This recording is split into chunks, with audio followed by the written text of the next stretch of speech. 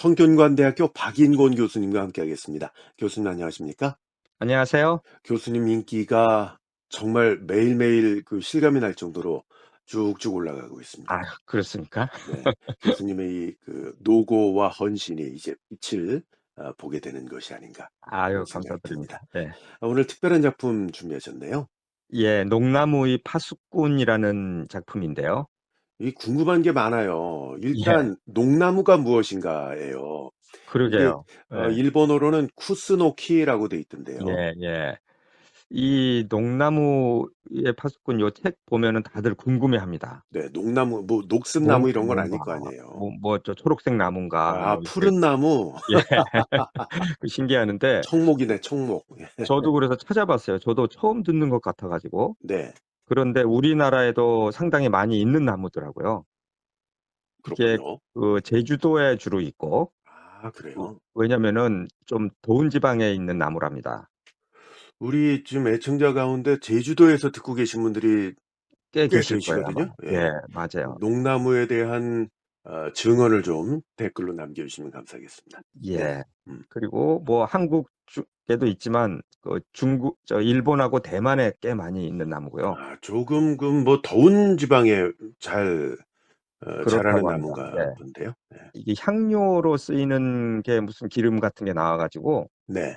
뭐 장뇌라는 향료를 했는데 그 거의 장례삼하고는 다른 거죠? 다른 것 같아요, 네. 보니까. 그래서 뭐 이렇게 뭐 제품으로도 나와 있고 오일이 하는 음. 것 같고요. 아 지금 일단 보니까 예. 강한 방향성 냄새가 나는 그런가 건데 보더라고요. 예. 케톤의 일종이다라고 나와 있네요. 아, 예. 장뇌라는 것이. 그리고 굉장히 크게 자란답니다. 20m 이상. 어우 20 미터면 뭐 상당하네요. 예. 이 네. 소설에서도 아주 그 밑에 뚫어서 뭐 조그만 방을 만들 음. 정도니까 네. 굉장히 크게 자란 나무 같더라고요. 네. 이 농나무의 파수꾼이 상당히 특별한 것이 히가시노 게이고 작가 최초로 한중일 대만이 동시에 출간이 되지 않습니까? 그렇습니다. 이게 보통은 일본에 나오고 뭐 빨라야 그다음에 우리나라에 나오고 할 텐데 우리 뭐 20년 후에 나온 것도 많잖아요. 맞아요. 그렇게 막 20 년, 30년 후에 나온 것도 있고 한데 네. 하여간 이거는 지금 한중일 대만 동시에 출간한 음 2020 년에 나왔어요. 3월 달에. 20 년에. 예. 네. 그러면 좀 히가시노 게이고 작가가 지금 100편 넘게 썼죠? 100편 나온 정도 썼죠. 것이. 예 100 예예. 편. 그중에 90 번째인데 그럼 그 이후로도 좀 3-4년 동안 또 10 편을 썼다는 얘기잖아요. 그렇죠. 대단합니다. 대단해요, 정말. 예. 정말로. 예. 그러니까 이게 공식적으로 보면 일본 출간일보다 한국 출간일이 더 빠른 거로 나와 있어요, 한 뭐 한 일 일주일. 주일가량 더 빠른 것 같은데 네. 뭐 뭐 하여간 큰 비슷하게 큰 나왔다고 봐야 의미는 돼요. 없고요. 네. 예. 이 번역을 대단한 분이 하셨죠. 예, 양윤옥 번역가께서 하셨고요. 예. 양윤옥 선생님 우리 방송에서 한번 꼭 좀 모셨으면 좋겠어요. 아유, 정말 많은 그 네. 뭐 장르 소설뿐만이 아니고 네. 정말로 많은 일본 소설들, 유명한 소설들을 많이 하셨고요. 네. 히가시노 게이고 책도 가장 많이 번역하신 분이고요. 맞습니다. 아 소미 미디어에서 나왔고 550 쪽짜리군요. 야, 이거 제가 그 출간됐을 당시에 네. 2020년 3월 달에 그 재미있었던 에피소드가 있는데 네. 책을 제가 주문을 했는데 온라인으로 좀 늦게 오는 거예요. 음. 그래서 답답해 가지고 서점에 가 가지고 서 가지고 봤던 기억이 있는 책입니다. 아 맞아요. 그런 말씀 들은 것 같아요. 예. 한번 했었어요. 사실 저희가 이걸 이제 다른 뭡니까 팟빵에서 요걸 한번 다뤘었는데 그때는 예. 아주 짧게 다뤘었기 때문에 맞습니다. 예. 지금은 풀 버전으로 예. 해 드릴 예정이고요. 그렇습니다. 이 작품에 대한 이야기는 제 생각에는 요 방송 끝난 다음에 더해 주셔도 될 것 같아요. 그렇게 하죠. 바로 그냥 들어가면 좋을 것 예. 같습니다. 히가시노 게이고 작가의 에 뭐라고 하나요? 상당히 이 신경을 많이 쓴 작품 중에 하나죠. 그렇죠. 네. 요거 하나만 이제 네. 시작하기 전에 네. 그 기념이라는 단어가 나오는데 아 맞다. 기념. 요건 예. 얘기를 해야 되죠. 예. 예. 그게 안 그러면은 인제 뭐 헷갈리실 거예요, 무슨 얘기인지. 네. 기념은 우리가 뭐 메모리 하는 예. 거 메모리얼 뭐 이렇게만 생각을 기억해서 하죠.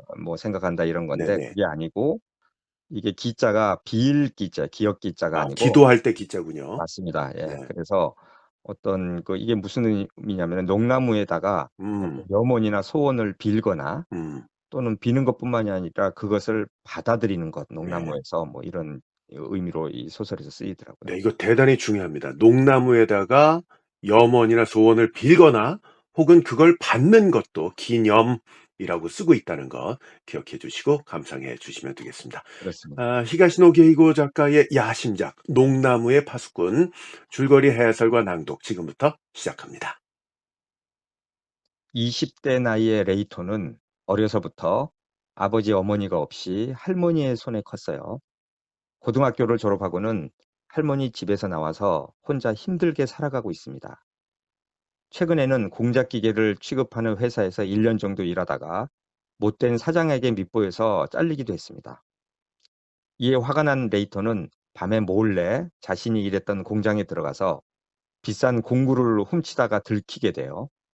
경찰에 붙잡혀간 레이토는 이제 교도소로 가는구나 생각하면서 어차피 갈 곳도 없는데 차라리 잘 됐다는 생각도 합니다. 그렇게 자포자기하고 있던 레이토에게 생각지도 않았던 일이 벌어집니다. 변호사 한 사람이 레이토를 접견하러 온 것이에요. 레이토가 경찰에 붙잡히면서 같이 살고 있지는 않지만 할머니에게 자신이 체포될 것 같다고 전화를 해주었는데 레이토를 찾아온 변호사는 할머니의 의뢰로 왔다는 것이에요. 할머니는 전혀 재주도 없고 재산도 없는데 어떻게 할머니의 의뢰로 찾아온 것인지 이해가 안 가는 레이토는 일단 변호사를 만나는데 그가 희한한 이야기를 합니다. 사실은 할머니의 의뢰가 아니라 어떤 다른 사람의 부탁으로 레이토를 찾아왔다는 것이에요. 그리고 그 의뢰인은 레이토를 무죄로 만들어줄 수 있다고도 얘기합니다. 그러나 한 가지 조건이 있었어요. 그것은 무죄로 풀려나면 의뢰인에게 찾아가서 의뢰인이 시키는 어떤 일을 해야 한다는 조건이었어요. 레이토는 잠시 망설였지만 어차피 어그러진 인생인데 손해볼 게 없다는 생각에 그 제안을 받아들입니다. 결국 변호사의 말대로 레이토는 바로 무죄 방면돼요. 그리고 자신을 풀어준 의뢰인을 만나러 고급 호텔로 찾아가는데 나이가 60이 넘은 여성이었어요.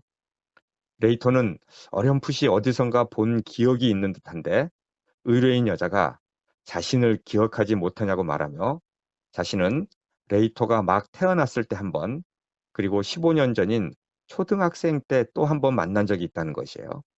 그러면서 자신의 이름은 치훈에이며 레이토의 할머니의 배다른 이복 언니라는 것이었어요. 즉 치훈에는 레이토의 이모 할머니인 것이에요. 레이토는 자신의 엄마나 할머니로부터 이모 할머니가 있다는 말을 한 번도 들어본 적이 없어서 놀랍니다. 그런데 치은혜가 레이토를 찾게 된 것은 레이토가 경찰에 체포될 것 같다는 소식을 들은 레이토의 할머니가 이복 언니인 치은혜에게 알려서 도움을 요청했다는 것이에요. 그리고 치은혜가 거액의 보상금을 공작기계 사장에게 지불하고 레이토를 빼내왔다는 것입니다. 이런 이야기를 마친 후에 치은혜는 결론적으로 레이토에게 어떤 일을 해야 한다고 말하는데 그것은 농나무 파수꾼이라는 일이었어요. 이렇게 해서 레이토는 전혀 예상치도 못하게 경찰서에서 풀려나게 되고 결국 농나무 파수꾼의 일을 시작합니다. 농나무 파수꾼이라는 것은 도쿄에서 1시간여 떨어진 한적한 시골에 위치한 월향신사라는 이름의 신사에서 머물면서 신사를 청소도 하고 그곳에 위치한 커다란 농나무를 관리하는 일이었어요. 이 농나무는 무척 커서 나무 가운데 꽤 큰 동굴 같은 공간이 있을 정도인데 사실 치우네가 레이토에게 부탁한 일은 이 농나무와 관련된 아주 중요한 일이었어요. 이 농나무에 소원을 빌면 이루어진다는 전설이 있어서 사람들이 농나무를 자주 보러 오는데 그것을 관리하는 일이 레이토가 맡은 중요한 임무였습니다. 그런데 낮에 찾아오는 사람들이 중요한 것이 아니라 밤 시간에 예약을 하고 찾아오는 사람들을 관리하는 일이 진정한 농나무 파수꾼의 일이고 이것이 무척이나 의미 있는 일이라고 치은혜가 말해줍니다. 레이토가 해야 하는 일은 낮에는 신사를 청소하거나 농나무 주위를 돌보는 일을 하고 밤에는 예약한 손님을 받아서 농나무 동굴로 인도해주면 그 사람이 농나무 동굴에서 홀로 1시간쯤 머물다가 나오면 다시 신사 밖으로 인도해주는 역할을 하는 것이었어요. 그런데 레이토가 이 일을 한 지 한 달쯤 지났을 때 특별한 일이 생깁니다. 그것은 20대 대학생쯤으로 보이는 아가씨가 몰래 농나무 주변에서 서성이는 것을 레이토가 발견하게 된 것이에요. 레이토는 그 아가씨를 붙들고 왜 여기서 서성이냐고 물어보는데, 이 아가씨는 어젯밤에 농나무에 소원을 빌러온 중년의 남성에 대해 꼬치꼬치 캐묻습니다. 아가씨가 수상쩍어서 당신은 누구냐고 레이토가 묻자, 자신은 어젯밤 온 남성인 사지 도시아키의 딸인 유미라고 밝혀요.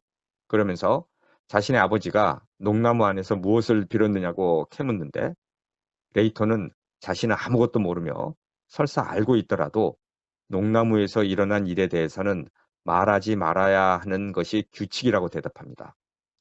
다음 날 밤에도 유미의 아버지인 사지 도시아키가 다시 농나무에 오는데, 레이토는 어제 있었던 딸의 이야기를 할까 말까 망설이다가 하지 않아요. 그런데 이날 밤에도 유미가 몰래 나타나요. 레이토는 혹시 오늘도 유미가 오지 않을까 해서 주의를 기울이고 있었기 때문에 유미가 몰래 나타나서 농나무 근처까지 가는 유미를 뒤에서 따라잡을 수 있었어요. 그런데 유미가 농나무 바닥에서 튀어나온 뿌리 줄기에 발이 걸려서 균형을 잃고 아차 하고 뒤로 넘어지려고 했을 때, 레이토가 급히 다가가 두 팔로 유미의 몸을 받쳤습니다. 그녀는 움찔 굳어버린 채 돌아보았어요.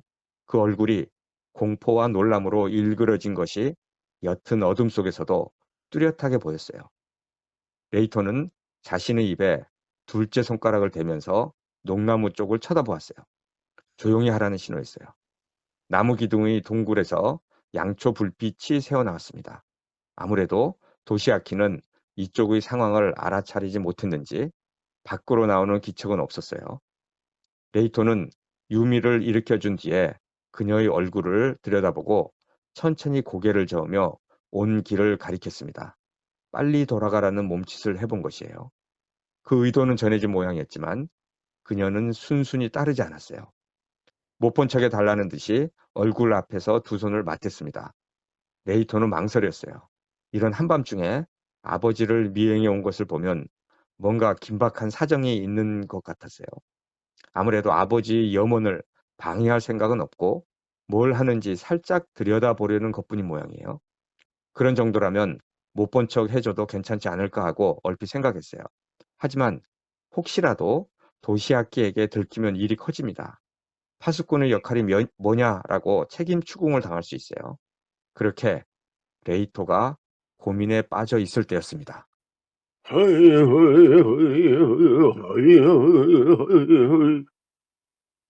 억양을 붙인 기묘한 소리가 농나무 안에서 들려왔다. 레이토와 유미는 얼굴을 마주 보았다. 그녀도 놀랐는지 동그랗게 뜬 눈을 몇 번이나 깜빡거렸다. 그대로 돌이 딱 굳어있는 참에 다시 그 기묘한 소리가 들려왔다. 분명히 유미 아버지의 목소리다. 독경 같은 것이 아니었다. 그러기는커녕 멜로디가 붙은 소리다. 즉 명백한 콧노래인 것이다. 이런 예상치도 못한 희한한 소리를 들은 레이토와 유미는 얼른 돌아 나와서 경내 사무실로 간다. 거기서 유미로부터 왜 아버지의 뒤를 밟는지에 대해서 듣게 되었다.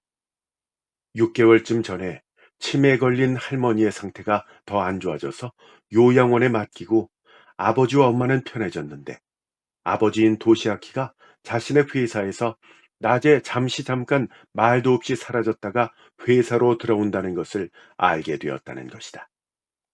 그래서 의심스러운 유미가 아버지가 어디를 가는지 미행을 해보니 어느 아파트에 들어갔다가 나온다는 것을 알게 되었다. 그래서 아버지가 들르는 곳에 혹시 애인이 사는 것은 아닐까 의심을 하게 되었는데, 아버지가 또 가끔씩 이상한 곳에 들른다는 것도 알게 되었다. 그것이 바로 이곳 신사의 농나무였던 것이다. 유미는 아버지가 늦은 밤에 이 신사의 농나무에 들러서 도대체 무엇을 하는지 알고 싶어서 밤늦게 이곳에 몰래 왔다는 이야기를 레이토에게 해 주었다. 그러면서 레이토에게 자신을 좀 도와달라, 아버지의 비밀을 좀 풀게 해달라 라고 부탁을 했다. 이런 황당한 상황을 맞게 된 레이토는 말도 안 된다고 생각하면서도 유미가 싫지는 않았다. 한편 레이토는 짬짬이 남는 시간에 이곳을 방문했던 사람들이 종이에 남긴 기록을 컴퓨터에 옮기는 작업을 하고 있다. 그런데 특이한 이름이 하나 눈에 띄었다. 그 이름은 사지 기쿠오라는 이름인데, 사지라는 성은 유미 아버지의 성이고 아주 특이한 성이기 때문에 유미 아버지와 무슨 관련이 있는 것이 아닐까 생각을 했다.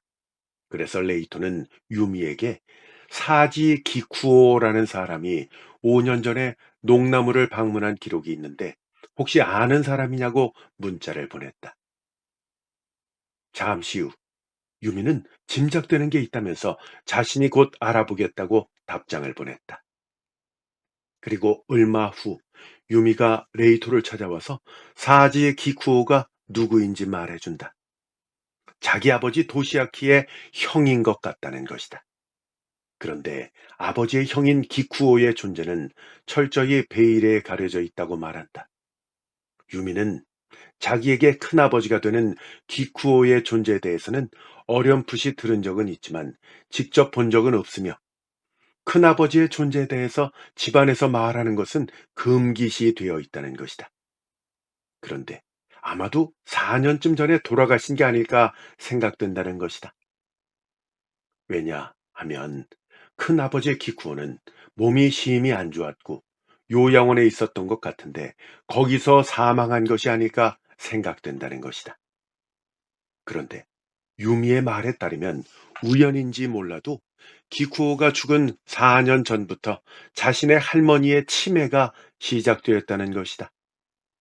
그런 기쿠오가 5년 전 이곳 농나무에 왔었다는 기록이 있고 5년이 지난 현재 동생인 유미의 아버지가 다시 여기에 온다는 것이 정말 무슨 일인지 궁금할 뿐이다. 그런데 유미가 또다시 새로운 사실을 말해주는데, 최근에 아버지를 미행했는데 아버지가 다시 애인이 사는 것 같은 아파트에 들러서 어떤 미인과 함께 나와서 어디론가 갔다는 것이다. 레이토와 유미는 유미 아버지인 도시아키가 불륜을 저지르고 있다고 확신했다. 그러면서 유미는 아버지가 혹시 농나무에 비는 내용이 아내와 헤어지게 해달라고 빈다든지 혹은 아내가 죽어줬으면 하는 내용을 비는 것이 아닐까 의심스럽다고 말했다.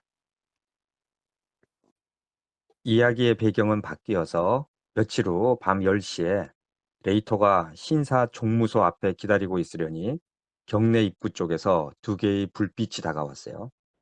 기념을 하려고 누군가와 함께 찾아온 것이에요. 한 사람은 코트를 걸친 자그마한 노인이었고 또 한 명은 머리를 노랗게 염색한 젊은이에요. 나이는 20살 정도일까? 레이터와 같거나 혹은 약간 어린지도 몰라요. 이들은 미리 예약한 오바 가문의 일원이었어요. 젊은 쪽은 오바 소키라고 유명 화과자 회사의 후계자였어요. 소키의 아버지인 회장이 얼마 전 타계했다고 들었어요. 나이든 노인의 함께 온 나이든 노인의 이름은 후쿠다인데 회사의 상무라고 자기소개를 했어요. 그런데 후쿠다 상무는 농나무에 기념을 하러 오바 소키와 함께 들어가면 되지 않냐면서 간청을 합니다. 하지만 농나무에 기념을 할 수 있는 사람은 한 사람밖에 안 되어서 후쿠다 상무는 들어갈 수가 없었어요. 오바 소키는 농나무로 홀로 향하면서도 내키지 않는 기색이었어요.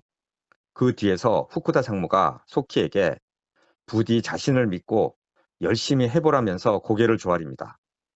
소키가 농나무로 들어간 후 후쿠다 상무가 레이토에게 이제 막 농나무 파수꾼으로 왔다고 들었다고 말을 합니다. 그러면서 농나무에 기념을 한다는 의미가 무엇인지 모르느냐고 레이토에게 물어요.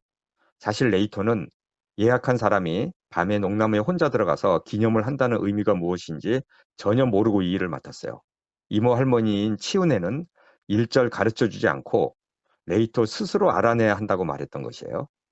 그동안의 경험으로 레이토는 기념이 단순히 형식적인 의식이 아니라는 것만 알아냈어요.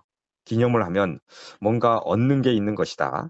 그건 결코 자기 만족이나 형식적인 체면 같은 종류일 것이 아니었어요. 좀 더 구체적이고 유익한 것임에 틀림없었어요. 하지만 정확히는 무엇인지 레이토로서는 알 도리가 없었습니다. 소키가 농나무에 기념을 하러 들어간 지 1시간이 채 못 되어서 나왔어요. 벌써 끝났냐는 레이토의 물음에 뿌르퉁한 함 그 자체인 표정으로 입을 꾹 다문 채 고개만 가로저었어요. 뭐야, 이 녀석은 대답하는 법도 모르는가? 라고 레이토는 속으로 투덜거렸어요. 그런데 소키가 뒤돌아서면서 나 같은 사람한테 될 리가 없지 라고 중얼거렸습니다. 그때 후쿠다 상무가 나타났어요. 소키에게 오늘은 어땠냐고 묻지만 소키는 아무 말이 없어요. 부르퉁한 얼굴로 다 귀찮다는 듯이 좌우로 흔들었어요. 후쿠다 상무의 얼굴에 낙담하는 빛이 떠올랐습니다. 그래도 입가에 웃음을 지으며 괜찮다고 말하고 다음 달도 있으니 오늘 밤은 이만 가자고 말합니다. 며칠 뒤 치우네는 레이토를 데리고 도쿄의 고급 백화점에 가서 레이토가 입을 고급 정장 세트를 사줍니다. 내일 있을 치우네 집안 그룹의 연중 행사인 사은회에 입고 가기 위한 양복이었어요. 그리고 그날 치우네는 자신과 레이토 집안의 관계에 대해서 자세히 말해줍니다. 치우네의 아버지는 부잣집에 대릴 사위로 들어가서 치우네를 낳았어요. 하지만 아내가 일찍 죽자 대릴 사위였던 그는 그 집안에 있기가 껄끄러워집니다. 그래서 그 집을 나와서 다른 여자와 결혼을 해서 딸을 낳았는데 그 여자가 바로 레이토를 키워준 할머니였던 것이에요.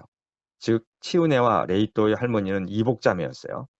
하지만 치우네는 아버지가 부잣집에서 나갈 때 따라가지 않고 그 부잣집에 남겨졌던 것이에요.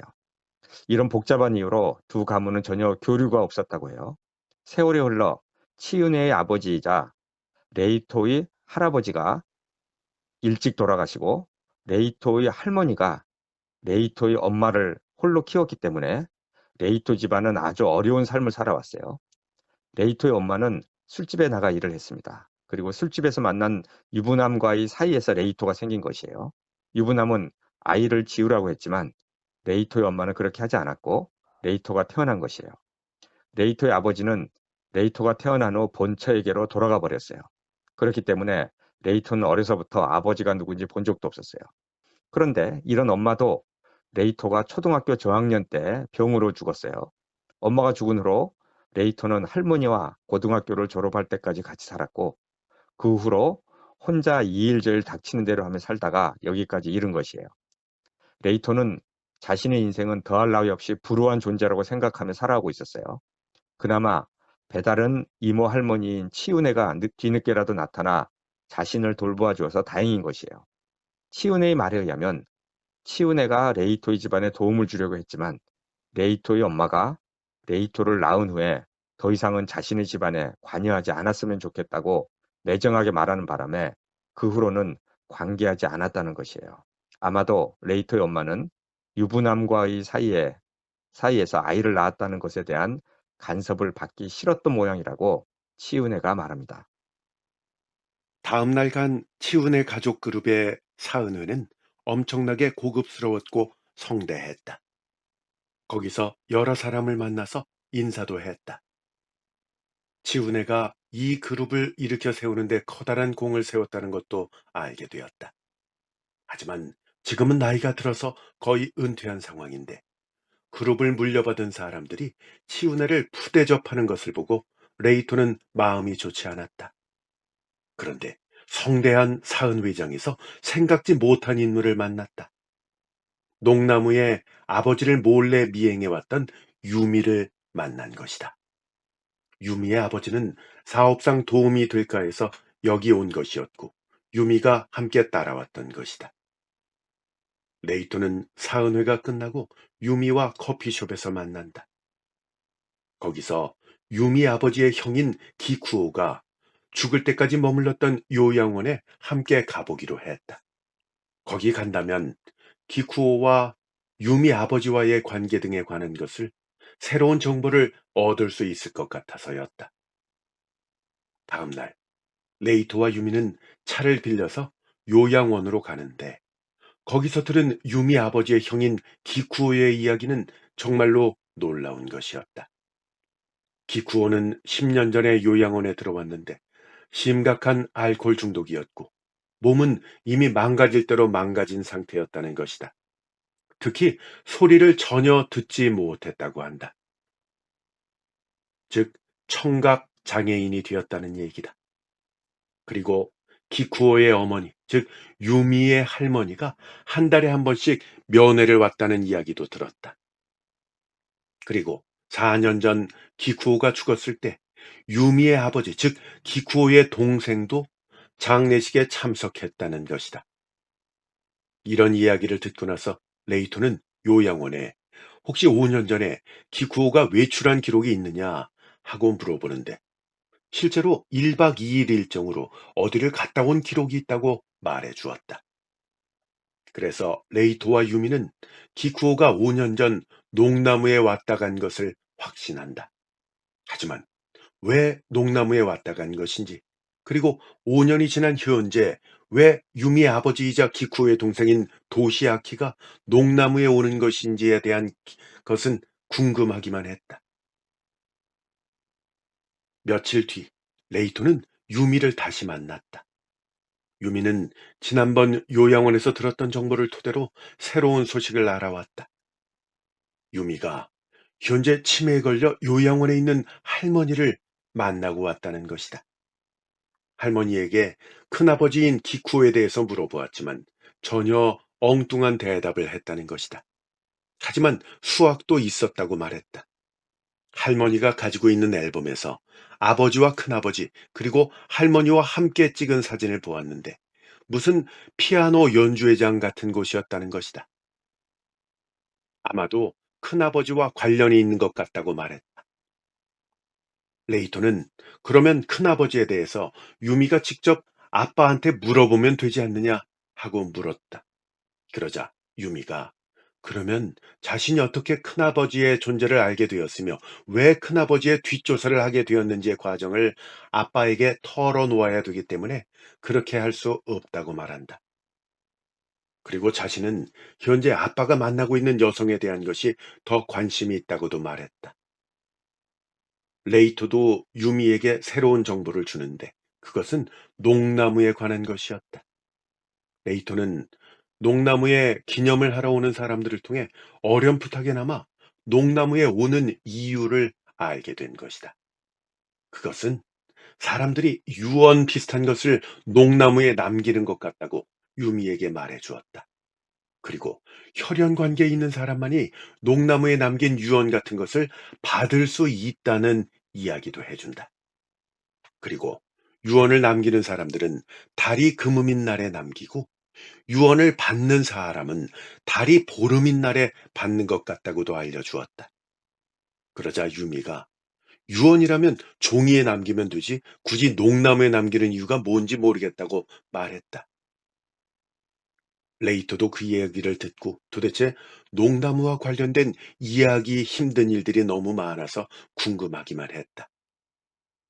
그 후 레이토가 농나무에 들르는 사람들을 안내하면서 유미에게 말했던 자신의 추리가 틀림없다는 자신감이 들었다. 기념을 하러 오는 사람은 현장 일선에서 은퇴한 노인들이 대부분인 것이다. 인생의 종착점을 의식하고 자식들에게 이것저것 전해주고 싶은 마음이 들었다고 해도 이상할 것이 없다. 다만 일반적인 유언과는 다를 터였다. 유언이라면 유미가 말했던 대로 문서로 남겨두면 될 일이다. 그러는 것이 주위에서 보기에도 설득력이 더 있다. 극히 제한된 사람에게만 전해서는 이를테면 재산 분배 등으로 다툼이 일어났을 때 아무 효력도 발휘하지 못하는 것이다. 오늘 밤에 다녀간 노인처럼 정기적으로 여러 번에 걸쳐 찾아오는 사람이 있다는 것도 수수께끼였다. 유언장이라면 몇 번씩 다시 쓰는 사람도 있다고 들었지만 웬만큼 특별한 사정이 아니고서는 그런 일은 드물 것이다. 최소한 다다음 달에 다시 쓰겠다라고 예약하는 일은 없을 것이다. 그런데 과거의 기념 기록을 살펴보니까 동일 인물이 몇 번이나 찾아온 경우가 적지 않았다. 치훈에게 물어보고 싶었지만 어차피 알려주지 않을 것이라고 생각했다. 며칠 동안 농나무 신사에 비가 계속 퍼부었습니다. 레이토는 낙엽을 쓸고 흐트러진 농나무 주변을 정리하느라 정신이 없었어요. 그런데 농나무 빈 동굴에서 사람이 나와서 깜짝 놀랍니다. 오바 소키였어요. 유명 화과자 회사의 후계자인 젊은이였습니다. 소키는 평소와는 다르게 진지한 얼굴로 레이토에게 물어볼 게 있다고 말합니다. 레이토는 소키를 종무소로 데리고 가서 그가 하는 말을 들어요. 소키의 아버지인 회장이 3달 전에 돌아가셨어요. 소키가 유일한 자식이었습니다. 회장의 첫 부인은 아이가 없이 죽었고, 소키는 회장이 늙어서 재혼해서 낳은 아들이어서 어렸기 때문에 회사의 경영은 소키가 아닌 다 큰 회장의 조카 아들이 물려받을 수도 있는 구도였어요. 이렇게 복잡한 상황에서 회장이 3달 전에 죽은 것이에요. 그런데 회장의 유언장을 보고 회사 임원들은 난감해합니다. 유언장에는 임원들은 회사를 발전시킬 수 있는 적합한 지도자를 선정하여 회사가 더욱더 발전하고 미래에 존속할 길을 모색할 것, 이렇게만 적혀 있을 뿐이었어요. 사실 소키는 회사를 물려받고 싶은 생각이 별로 없어요. 돌아가신 아버지인 회장의 조카가 더 회사 경영에 어울린다고 생각해요. 하지만 아버지가 이렇게 유언을 남겨버리는 바람에 회사 임원들이 두 파로 갈라져서 분쟁이 일어난 것이에요. 그런데 유언장에는 더 일을 복잡하게 만드는 것이 적혀 있었어요. 아들인 소키 이름을 콕 집어서 농나무에서 기념을 하라고 써놓은 것이에요. 다른 사람은 안 되고 꼭 소키만이 기념을 해야 한다는 단서 조항까지 적혀 있었어요. 결국 회사 임원들은 소키가 농나무에서 기념을 마친 다음에 후계자에 대한 것을 논의하자고 결론이 났다고 해요. 소키는 이런 상황을 설명하고 자신은 아버지의 기념을 받을 때까지 이곳에 와야 한다고 말하고 레이토에게 여태까지 기념을 받는 것을 실패한 사람은 없는지 물어봅니다. 레이토는 이곳에서 일한 지 얼마 되지 않았기 때문에 잘 모르겠다고 하면서 최선을 다해 알아보겠다고 약속을 해요. 그런데 소키는 자신의 아버지와 어머니가 어떻게 만나게 되었는지도 말해줍니다. 어머니는 오바 가문의 가정부로 들어왔는데 아버지가 첫눈에 반해서 끈질기게 구애를 해서 결혼하게 되었다는 것이에요. 이런 복잡한 심정을 얘기하고 나가는 소키의 뒷모습을 보면서 레이토는 착잡한 마음이 가슴속에 번져갔습니다. 기념을 하러 오는 사람들은 저마다 깊은 사연이 있는 게 틀림없는 것이에요. 다음 달 보름에도 역시나 소키와 후쿠다 상무가 농나무 기념을 위해 나타났습니다. 그런데 이날 소키는 레이토에게 자신이 왜 농나무 기념에 이렇게나 무관심한지에 대한 놀라운 진실을 들려줍니다. 그것은 사실 자신은 3달 전에 돌아가신 화과자 회사 회장의 피가 섞이지 않은 자식이라는 것이에요. 그렇기 때문에 아무리 계속 농나무에 와서 아버지가 남긴 염원을 기념하려고 해도 불가능하다는 것이었어요. 농나무 기념의 원칙은 혈연 관계여야 한다는 것을 잘 알고 있었어요. 그러면서 들려준 이야기는 자신의 엄마가 화과자 회사 회장집에 가정부로 들어왔는데 회장이 가정부인 엄마에게 반해서 잠자리를 같이 했고 아이가 생겼어요. 그 아이가 소키인데 문제는 이 아이의 아버지가 불분명하다는 것이었어요. 소키의 엄마가 가정부로 들어올 당시에 남자친구가 있었기 때문에 임신한 아이가 남자친구의 아이인지 화과자 회사 회장의 아이인지를 몰랐다고 해요. 그 사실을 회장에게도 말했지만 괜찮다고 해서 결혼해서 소키를 낳았는데 결국 회장의 아이가 아닌 것으로 밝혀진 것이에요. 그럼에도 회장은 소키를 친아들처럼 잘 키웠어요.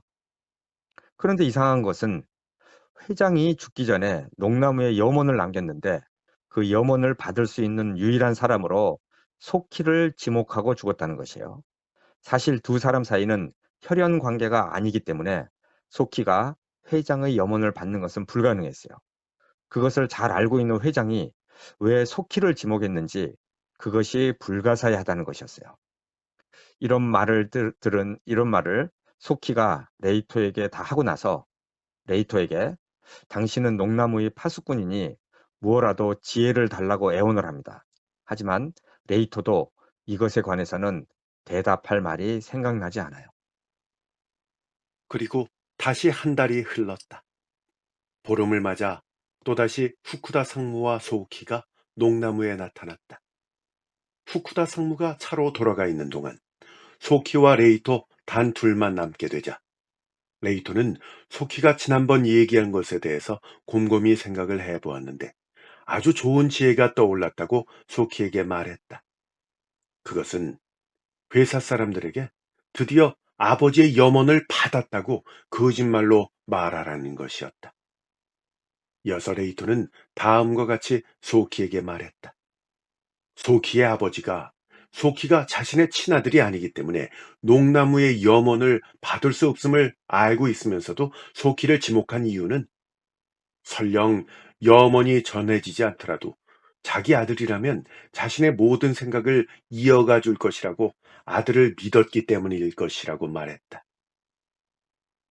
소키는 이 말을 듣고 곰곰이 생각을 해보더니 오늘은 농나무에 가서 아버지가 자신에게 가르쳐 준 것들을 찬찬히 생각을 해내서 그걸 되새기고 헤아려 보겠다고 하고 농나무로 들어갔다.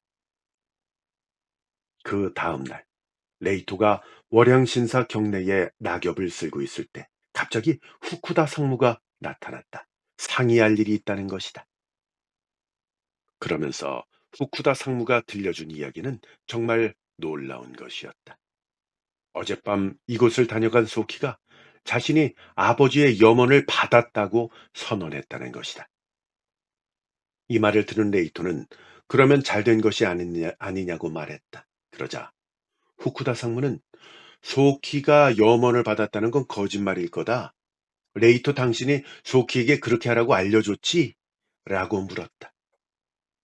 그러면서 후쿠다 상무는 사실 소키와 회장이 혈연 관계가 아니라는 것을 자신도 알고 있었다고 말했다. 그럼에도 농나무에 계속 소키를 데리고 온 것은 빨리 소키가 거짓말로 염원을 받았다고 해주기를 기다리고 있었다는 것이다.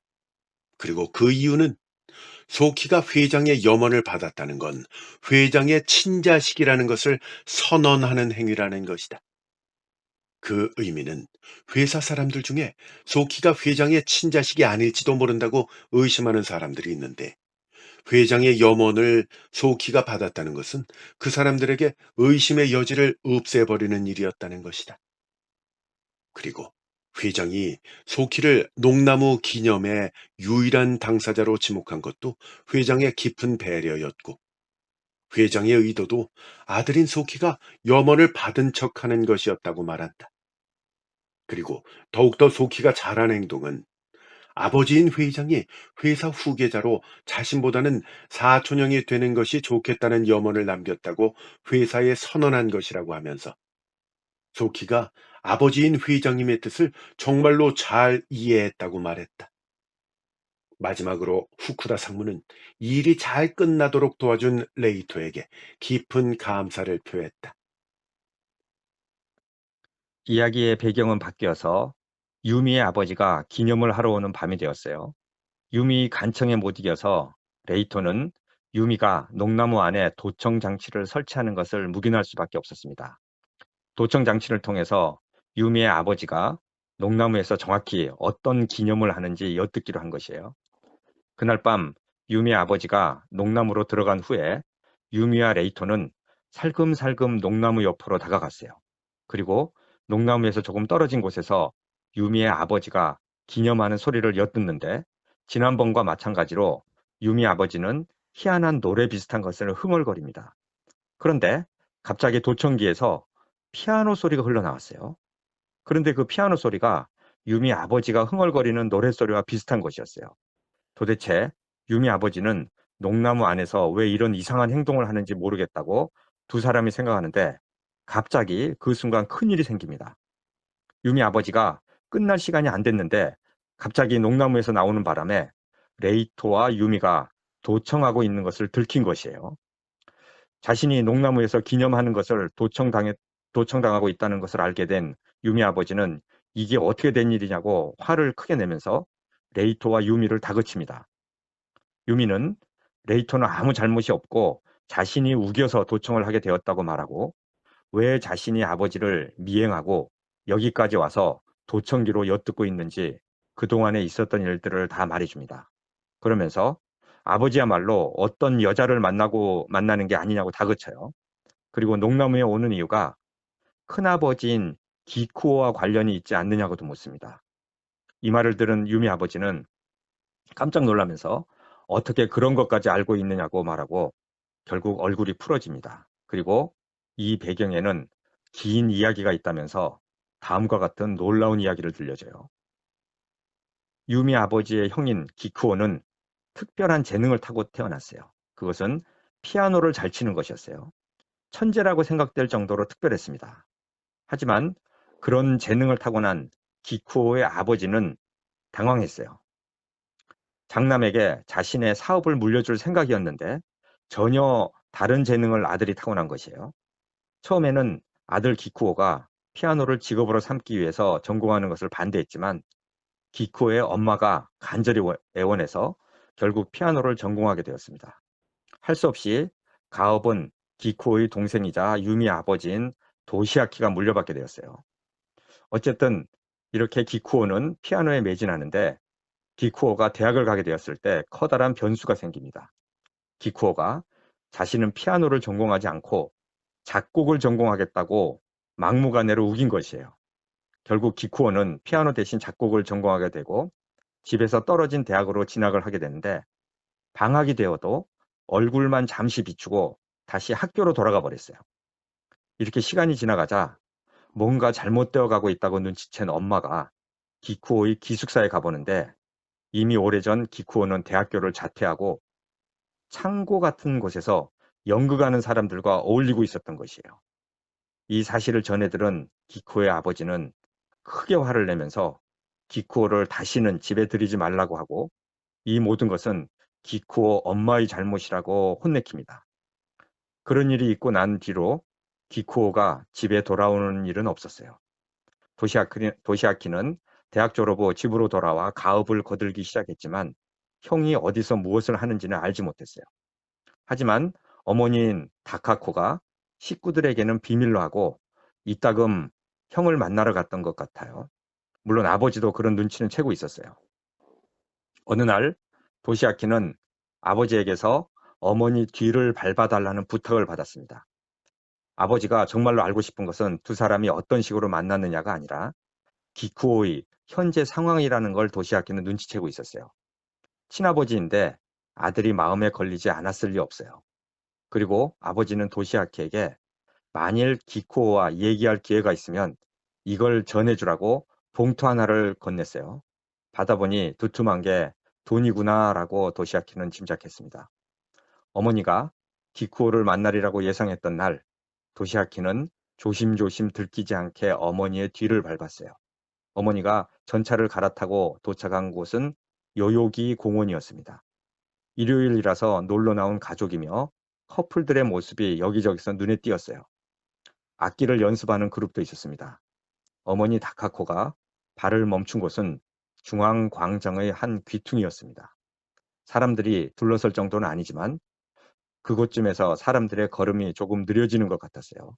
뭔가 하는 모양이었어요. 도시아키는 천천히 다가갔습니다. 그곳에 조각상 하나가 서 있었어요. 실크 헤드를 쓰고 손에는 지팡이를 들었어요. 옷이며 안경, 피부, 모발 등 온몸이 검은 금속 재질이고 게다가 꼼짝도 하지 않고 있어서 영락없는 진짜 동상처럼 보였어요. 하지만 물론 진짜가 아니었어요. 살아있는 인간이 그런 척하고 있는 것이었어요. 길거리 공연의 일종이었어요. 어머니 다카코가 빤히 응시하는 것을 지켜보던 도시아키는 소스라치게 놀랐습니다. 조각상의 정체가 형인 기쿠오였던 것이에요. 이윽고 엄마인 다카코가 천천히 조각상에 다가갔어요. 앞에 놓인 상자에 꼭꼭 접은 지폐를 넣고 있었어요. 지나가던 사람들이 그것을 알아봤는지 잠시 발을 멈췄습니다. 갑작스럽게 조각상이 움직였어요. 실크헤드를 한 손으로 잡고 다른 한 손으로는 지팡이를 돌리면서 두 발로 스텝을 밟기 시작했어요. 그 움직임은 그야말로 기계장치 인형 그 자체여서 인간다움은 전혀 느껴지지 않았어요. 멋진 동작이었어요. 나름대로 연륜이 담긴 것처럼 보였어요. 대단하다고 도시아키는 소박하게 감탄했습니다. 다카코가 오른손을 내밀자 조각상은 그녀와 악수를 했습니다. 그러고는 태엽이 끊긴 것처럼 다시 움직임을 멈췄어요. 조금 전과는 약간 포즈가 달라져 있었습니다. 걸음을 멈추고 바라보던 사람들이 다시 걸어가기 시작했어요. 그들에 섞여 다카코도 기쿠오에게서 멀어져 갔습니다. 도시아키가 와 있는 건 눈치채지 못한 기색이었어요. 놀라웠습니다. 기쿠오의 변해버린 모습에도 허를 찔렸지만 그보다 어머니인 다카코의 반응이 뜻밖이었어요. 그녀는 만족스러운 표정을 짓고 있었던 것이에요. 기쿠오가 음악으로 성공하는 것만이 어머니의 꿈일 거라고 도시아키는 생각했었어요. 하지만 그렇지 않았던 것인 것 같아요. 어떤 형태로든 아들이 뭔가를 하려고 하는 모습을 보면 어머니로서의 기쁨에 젖을 수 있는 것인가 하고 도시아키는 생각했습니다. 주위에서 사람들이 떠나고 도시아키만 홀로 남겨진 모양새가 되었어요. 기쿠오가 서 있는 곳에서는 빤히 다 보일 터였어요. 하지만 형은 조각상 그대로였어요. 표정도 변함이 없었어요. 안경 때문에 시선이 어디로 향하는지는 알 수 없었어요. 하지만 시야 끝에서 동생의 존재를 포착하지 못했을 리 없었어요. 도시아키는 걸음을 내밀어 기쿠오 앞에 멈춰선 뒤 팔짱을 꼈습니다. 형이 하고 싶었던 게 이거야? 어렸을 때부터 그렇게 노력해온 음악을 버리면서까지 이런 걸 하고 싶었냐 말이야. 그만한 가치가 있는 일이야, 이게? 하지만 기쿠오는 아무 반응이 없었다. 가만히 몸을 멈춘 채였다. 얼굴 근육도 전혀 움직임이 없었다. 그것이 거꾸로 그의 의지를 말해주는 것 같았다. 그래, 좋아. 아까부터 지켜봤는데 어머니도 응원해 주시는 모양이네. 난 더 이상 할 말이 없어. 그렇게 말하고 발길을 돌려 그 자리를 떠나려고 했지만 품속에 든 봉투가 생각났다. 아버지는 형과 이야기할 기회가 있으면 이 봉투를 전해달라고 했던 것이다. 이것이야 뭐 도저히 얘기를 했다고는 할 수 없었지만 일단 말을 건넸고 대답을 듣지 못한 것도 일종의 성과라고 할 수 있지 않을까? 그래서 도시아키는 안주머니에서 봉투를 꺼냈다. 이거 아버지가 주신 거야. 그렇게 말하고 조금 전 다카코가 돈을 넣었던 상자 위에 봉투를 얹었다. 그 즉시 기쿠오가 움직이기 시작했다. 기계장치 인형 그 자체의 동작으로 지팡이를 흔들고 스텝을 밟으면서 빙글 한 바퀴를 돌았다. 돈을 받은 이상 상대가 누구건 간에 퍼포먼스를 보여주는 것이다. 그것이 기쿠오 나름의 자부심인가? 라고 도시아키는 생각했다. 하지만 그게 아니었다. 일련의 동작을 연결해서 기쿠오는 상자 위에 놓인 봉투를 집어들더니 도시아키 쪽으로 내민 것이다. 다시 가져가라는 듯이. 형의 고집인가? 하고 도시아키는 이해했다. 응원해주는 다카코의 돈이라면 기꺼이 받겠지만 그렇지 않은 아버지의 도움은 받을 수 없다는 뜻인 모양이다. 그래서 도시아키는 기쿠오의 손에서 봉투를 다시 받아들었다. 언제든지 집에 돌아와도 돼. 아버지도 분명 기다리실 테니까. 어쩌면 형의 목소리를 들을 수 있지 않을까라고 생각했다. 하지만 그런 바람은 이루어지지 않았다. 조각상은 봉투를 내민 자세 그대로 언제까지고 정지하고 있었다. 기쿠에게 등을 돌리고 도시아키는 걸음을 떼었다. 그러자 주위에 있던 사람들이 도시아키의 등 뒤로 시선을 던지며 놀란 듯한 혹은 재미있다는 듯한 반응을 보였다. 아무래도 기쿠오가 움직임을 보였던 것일 것이다. 돌아보고 싶었지만 꾹 참고 그대로 걸음을 옮겼다. 집에 돌아와서 있는 사실 그대로 아버지에게 전했다. 아버지는 그런 걸로 먹고 살 수 있겠느냐고 당연한 의문을 입에 올렸다.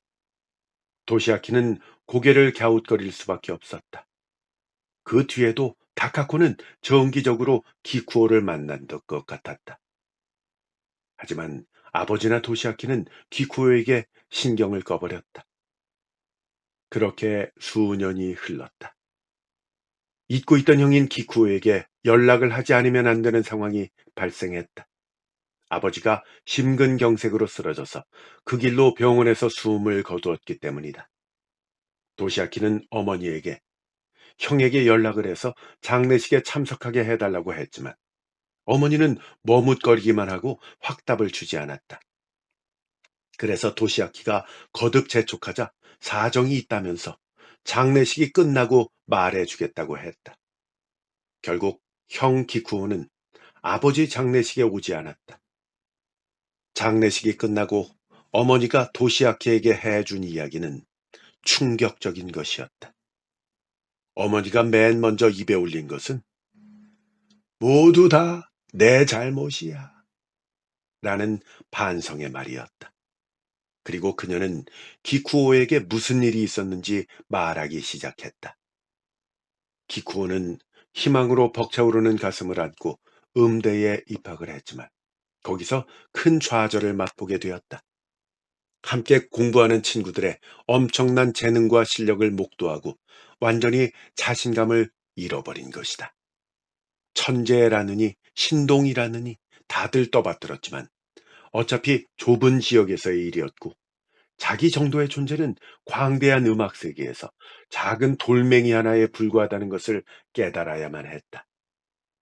일단 길을 잘못 들었다고 생각하기 시작하자 견딜 수가 없었다. 대학에 적을 두는 것 자체가 고통스러워서 퇴학을 결단했다. 하지만 음악밖에는 해본 것이 없는 자신이 어떤 일을 할 수 있을까? 이렇게 고민하던 참에 만난 것이 연극이었다. 거기는 다양한 사람들이 있었다. 주인공 역할을 하는 사람만 있는 게 아니었다. 오히려 평생 조연밖에 못할 것 같은 사람이 대부분이었다. 하지만 모두가 거기에 만족하고 있었다. 어떤 사람이든 저마다의 자기 자리가 있다. 그것이 연극의 세계다. 그런데 기쿠오는 거기서도 또다시 벽에 부딪혔다. 조연에도 우열이 있어서 자신의 부족한 재능을 통감했던 것이다. 또다시 뭔가를 바꾸지 않으면 안 된다고 몸부림쳤다. 다양한 것에 도전했다. 조각상 퍼포먼스도 그 중에 하나였던 것이다. 그런 기쿠오를 엄마인 다카코는 내내 지켜봐 주었다. 음악의 길을 포기했다는 것을 알았을 때는 큰 충격을 받았지만 그보다 그녀가 더 가슴 아팠던 것은 자신이 아들의 일생을 일그러뜨린 것이 아닌가 하는 죄책감 때문이었다. 피아노나 음악은 단순한 취미로 하라고 했더라면 좀 더 즐겁고 풍성한 청춘을 누렸을지도 모른다고 생각했다. 이제부터라도 아들이 원하는 것을 해주자. 그게 어떤 것이든 남에게 해를 끼치는 일만 아니라면 끝까지 응원해주자. 라고 마음속으로 맹세했던 것이다. 하지만 내가 또 무언가를 잘못했었는지도 모르겠다. 이야기가 한바탕 끝난 참에 엄마 다카코는 한숨을 쉬면서 먼 곳을 바라보는 눈빛으로 그렇게 말했다. 무슨 얘기냐고 도시아키가 묻자 다카코는 안타깝다는 듯이 고개를 저었다. 말로는 도저히 설명할 수 없다라는 것이었다. 자기 입으로 얘기를 하느니 네가 직접 형을 만나보는 것이 좋을 것 같다. 라는 말이다. 이런 놀라운 이야기를 어머니로부터 들은 유미의 아버지 도시아키는 어머니와 함께 형이 머물고 있는 요양원으로 갑니다. 그곳에서 만난 형 기쿠오는 놀랍게 변해 있었어요. 알코올 의존증을 오랫동안 알아온 끝에 이곳 요양원으로 온 것이었어요. 몸은 완전히 망가져 있었고 청각도 완전히 상실했으며 무엇보다도 정신이 온전치 않았어요. 도시아키가 형에게 말을 걸어보았지만 누군지 알아보지도 못하고 계속 죄송하다는 말만 되뇌었어요. 이런 모습을 본 도시아키는 큰 충격을 받고 돌아오는데 그 후로 다시는 형을 찾지 않았어요. 어머니가 계속 형을 돌보았는데 그것도 몇 년 가지 않았습니다. 형이 간경변으로 죽은 것이에요.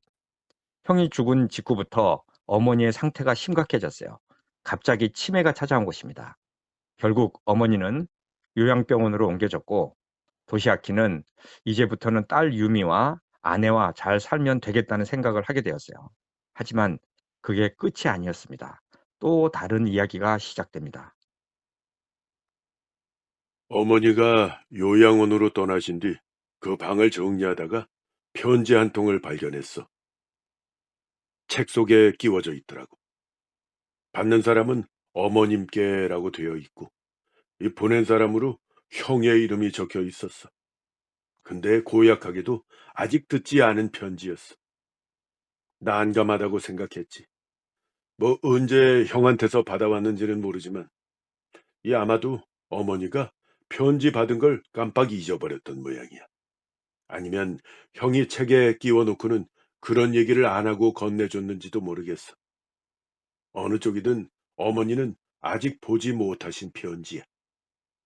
근데 이런 걸 내 맘대로 열어봐도 될까 생각했지. 하지만 어머니는 어머니의 의사를 확인할 수 있는 상태가 아니었어. 죄송스럽기는 했지만 그래서 일단 봉투를 열어보기로 한 거야. 그랬더니 그 안에 편지지 한 장이 들어있더군. 게다가 내용도 아주 간단해. 월양신사 농나무에 맡겼습니다. 부디 받으러 가 주십시오. 편지 내용은 그냥 그것뿐이야. 이 말을 들은 레이토가 맡겼다고요? 농나무에 맡겼습니다. 라고 적혀 있었다고요? 라고 되묻자 도시아키는 그렇다니까. 그때는 물론 무슨 얘기인지 전혀 몰랐지. 인터넷으로 검색을 해보고서야 여기에 대한 걸 알았어. 농나무 거목이 있는데 그 나무 기둥의 동굴에 들어가서 소원을 빌면 언젠가 이루어진다는 전설이 있다는 것도 알게 되었고. 하지만 그것으로 답을 찾았다고 할 수는 없었지. 왜냐하면 형이 굳이 월양신사라는 곳까지 가서 그 농나무인지 뭔지의 소원을 빌었다는 얘기인가? 만일 그렇다고 쳐도 왜 일부러 그런 일을 했을까? 흔해 빠진 전설을 설마 진짜로 믿은 걸까? 그리고 말이야, 맡겼습니다라는 말도 마음에 걸렸어. 이 소원을 비는 것을 맡겼다라고 표현하는 건 뭐 상상조차 해본 적이 없으니까 말이야. 이래저래 생각한 끝에 내가 내린 대답은 바로 이거였어. 형의 정신 상태는 정상이 아니었다. 환각 같은 것에 휘둘려서 영문을 알 수 없는 행동을 했던 것이다. 라고 생각을 하게 되었지. 도시아키는 이렇게 형이 어머니에게 남긴 편지에 대한 것을 잊어버리려고 했지만 순간순간 마음에 걸려서 견딜 수가 없었어요. 결국 농나무가 위치한 월향신사에 직접 가봅니다. 그곳에서 도시아키는 커다란 농나무의 위용에 압도되어 그리고 그곳에서 만난 치운에는 농나무에 대해서 이렇게 말해줍니다. 그러셨군요. 선생님의 형님께서 농나무에 맡기신 것은 본인 자신의 염원, 즉 마음입니다. 그녀는 조용한 어조로 이렇게 말했다. 언어의 힘에는 한계가 있습니다. 마음속에 있는 생각 모두를 언어만으로 전달하는 것은 불가능하지요. 그래서 농나무에게 맡기시도록 하는 겁니다. 구체적으로 말씀드리자면 금음날 밤에 농나무 안에 들어가서 누군가에게 전하고 싶은 것을 염원합니다. 그것을 저희는 예념이라고 하죠. 염원을 맡긴다라는 뜻입니다. 예념을 하는 사람을 예념자라고 하죠.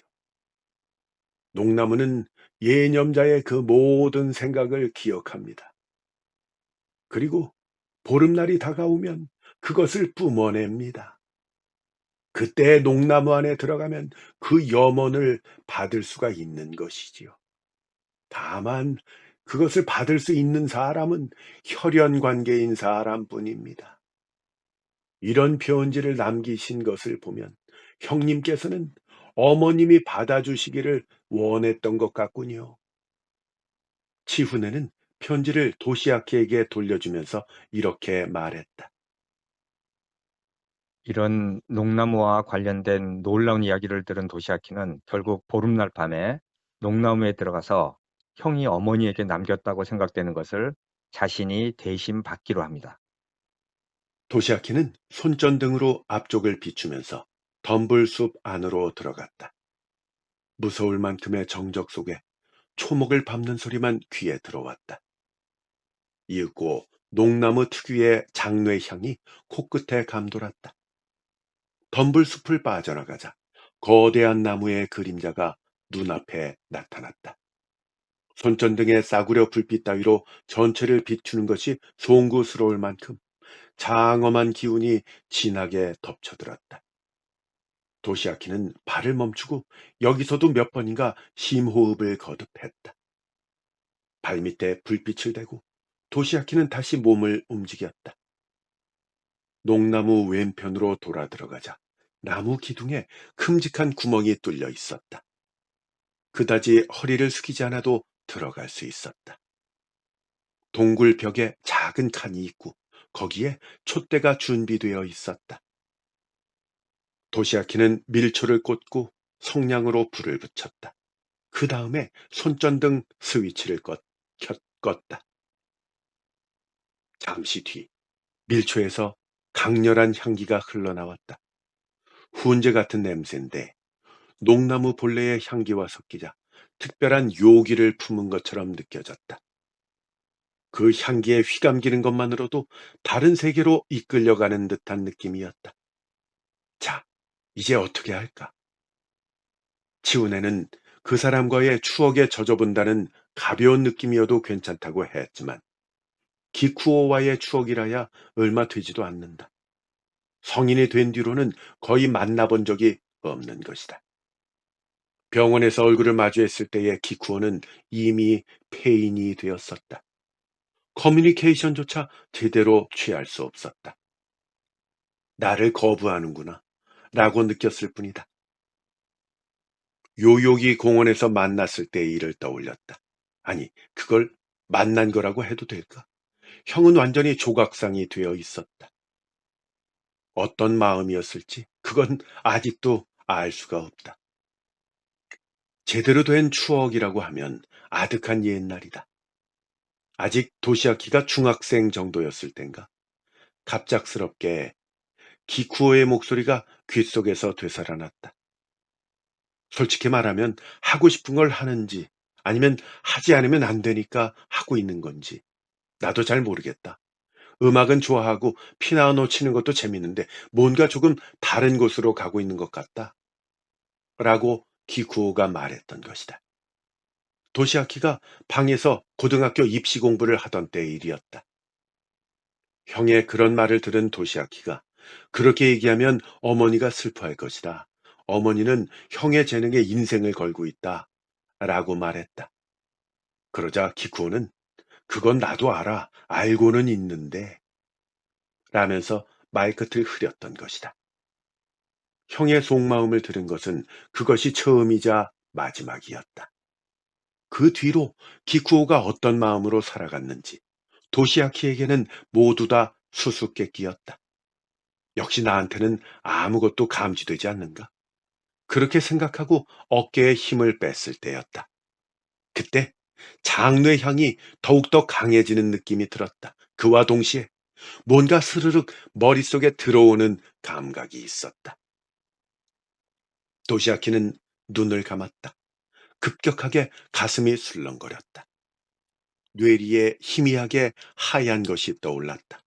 그것은 점차 형태를 만들어갔다. 하얀 띠인가? 아니, 그게 아니야. 건반이구나. 피아노 건반이다. 그 위를 누군가의 손이 움직이고 있었다. 어른의 손이 아니다.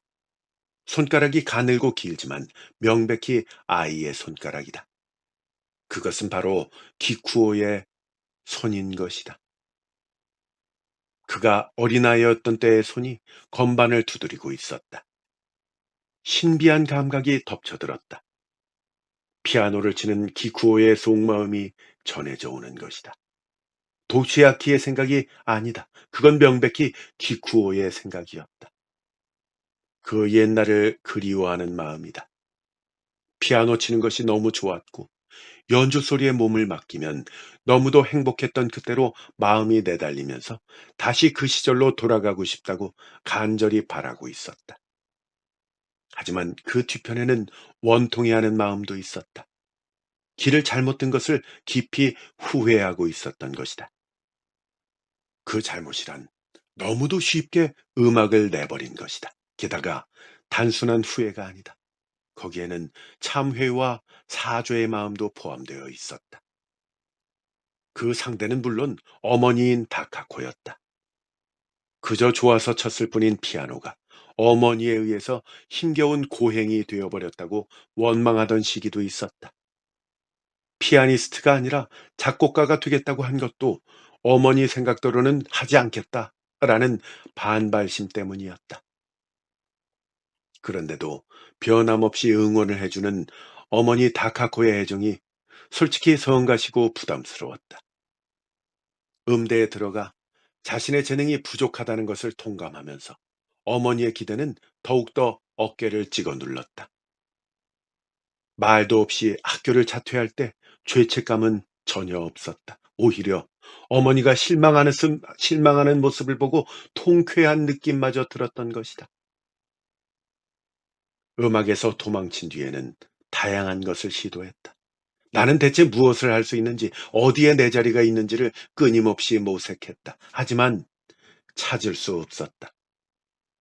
찾지 못하는 걸 어머니 탓이라고 다시금 원망했다. 어려서부터 음악만 하라고 했기 때문에 다른 어떤 것을 해보아도 잘 풀리지 않는 거라고 책임을 떠넘겼다. 그런 주제에 힘들어지면 역시 어머니에게 매달렸다. 경제적인 것뿐만 아니라 정신적인 면에서도 참으로 어리석었다. 정말로 바보였다. 이렇게 어리석은 짓을 거듭한 끝에 결국 가 닿은 곳은 술에 정신을 파먹힌 폐인이었다. 정상적인 사고력뿐만 아니라 청력까지 잃게 되었다. 그런데 놀랍게도 어머니는 여전히 그런 아들을 포기하지 않았다. 회복되리라는 것을 굳게 믿고 자신의 인생을 바쳐 헌신적으로 간호를 해주었다. 정신이 조금씩 안정되면서 마침내 기쿠오에게도 진실이 보이기 시작했다. 그리고 깨달았다. 자신이 있을 자리 따위 찾아다닐 필요가 없었던 것이다. 다카코의 아들로 있으면 그걸로 좋았던 것이다. 그리고 반드시 음악으로 성공하지 않으면 안 된다는 것 따위는 없었던 거다. 자신의 인생을 즐기며 살았다면 그걸로 좋았다. 어머니는 아들에게 바로 그것을 바랐던 것이다. 그 시절로 돌아가고 싶다. 사념, 사악한 생각 따위 일절 없이 오로지 아름다운 소리만을 추구했던 어린 시절로 돌아가서 어머니에게 피아노 소리를 들려주고 싶다. 그것이 은혜를 갚는 유일한 길이다. 하지만 지금의 자신에게 그것은 불가능하다. 도시아키는 마치 몽상 속에 있는 것 같았다. 형의 복잡한 심경이 차례차례 뇌리에 떠올랐다가 사라져갔다. 가장 강렬한 것은 어머니를 향한 사죄와 감사의 마음이었다. 바로 그때였다. 도시아키가 흠칫하며 깨닫고 보니 피아노 소리가 들려오고 있었다. 건반 위를 어린아이의 손이 뛰노는 이미지는 떠올랐지만 처음에는 소리 같은 것은 들리지 않았었다. 그런데 어느새 하나하나의 음색이 머릿속으로 들어오고 있었다. 게다가 도시아키가 전혀 알지 못하는 지금까지 한 번도 들어본 적이 없는 노래였다. 이 선율은 깜짝 놀랐다. 그 곡의 의미를 깨달았기 때문이다. 이것은 기쿠오가 어머니에게 보내는 선물이다. 귀가 들리지 않는 상황에서도 기쿠오는 다시 음악의 길을 찾기 시작하고 있었다. 물론 연주 같은 것은 할 수 없다. 하지만 머릿속에서라면 선율을 만들어낼 수 있다. 기억에 남은 피아노 소리를 되살려 하나하나 짜맞추면서 이 곡을 만든 것이다. 어머니 다카코를 위해서. 지금까지 자신을 뒷받침해준 어머니에게 바치기 위해서.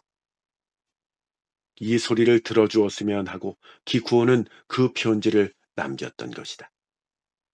농나무에 맡겼던 것은 후회와 감사의 마음뿐만이 아니었다.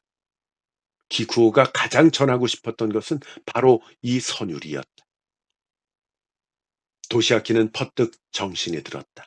동시에 아무것도 들리지 않고 아무것도 감지할 수 없게 되었다.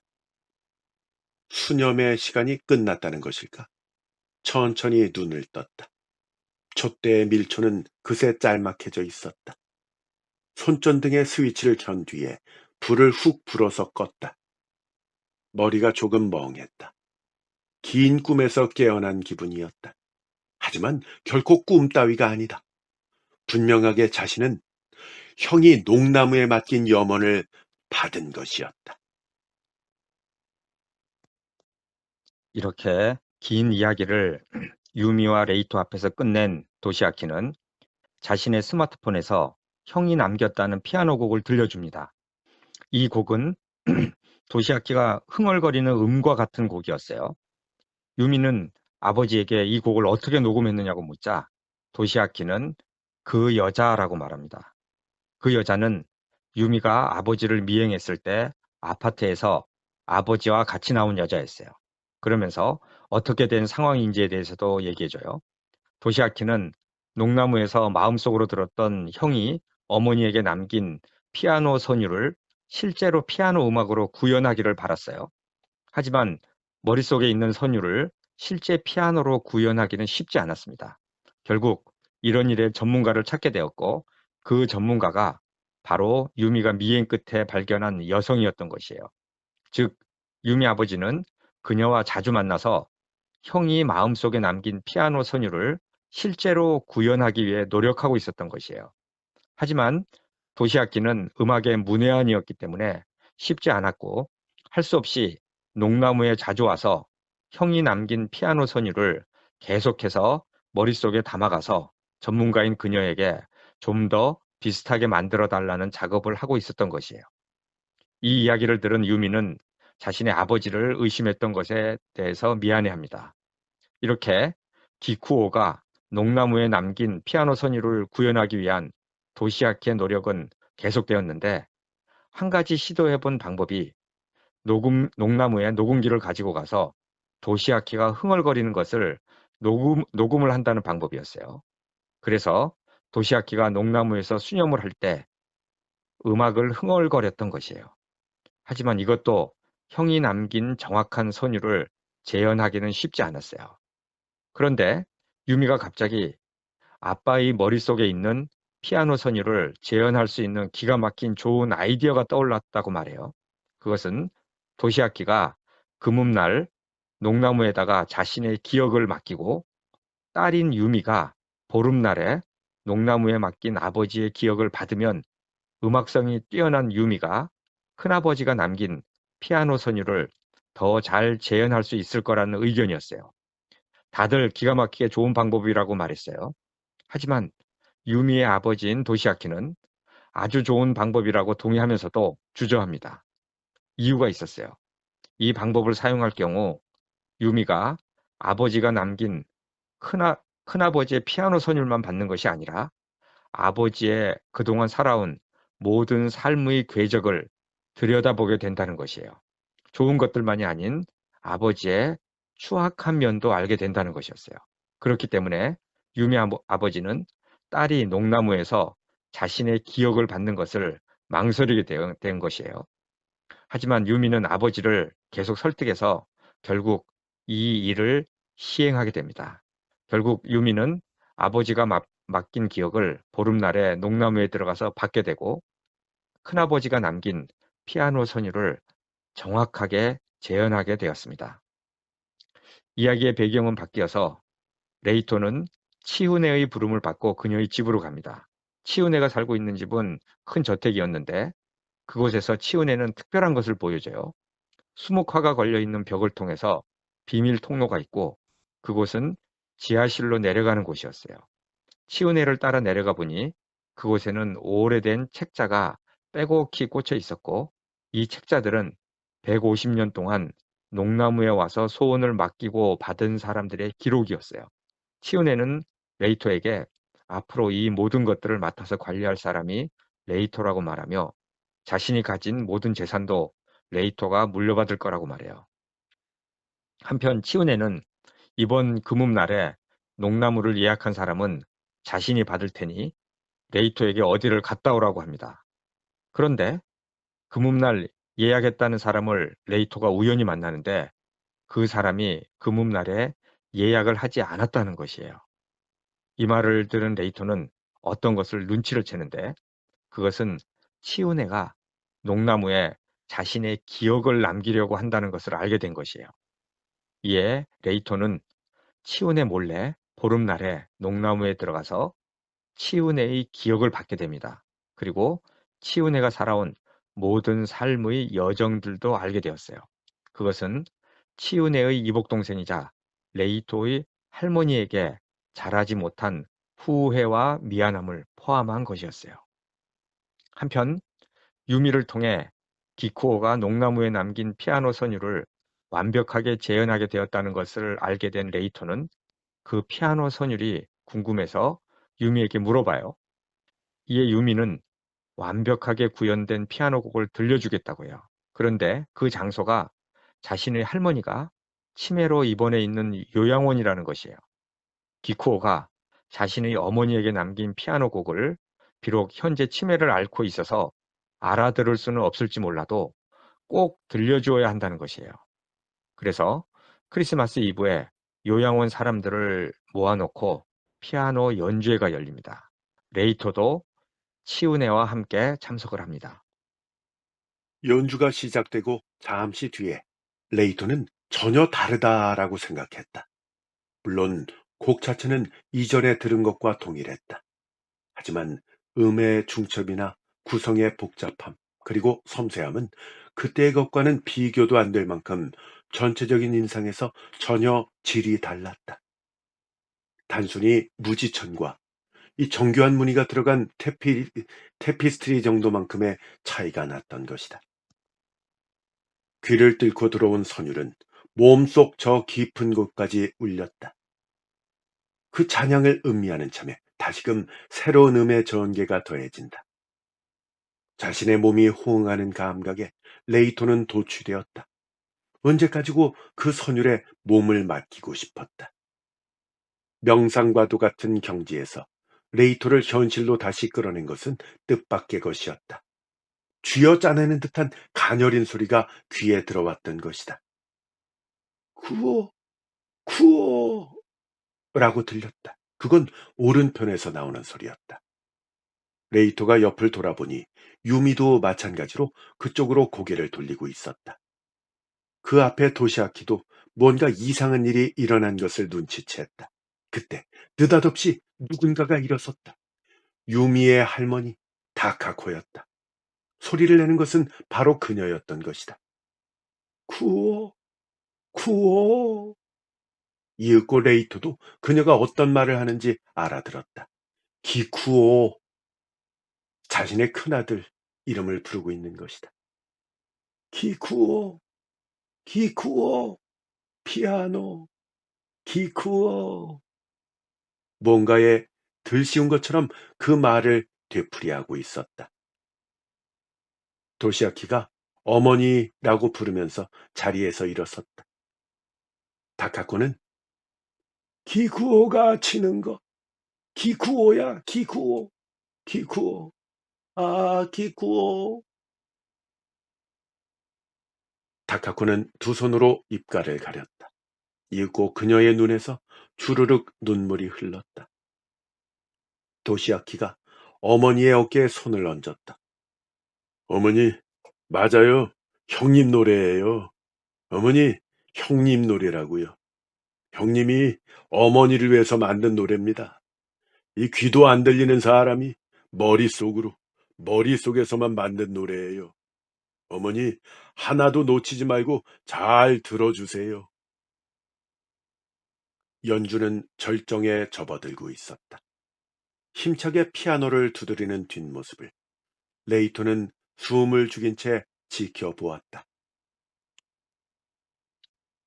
이렇게 농나무와 관련된 여러 가지 일들을 경험한 레이토는 농나무 파수꾼으로서 훌륭하게 자신의 일들을 해냅니다.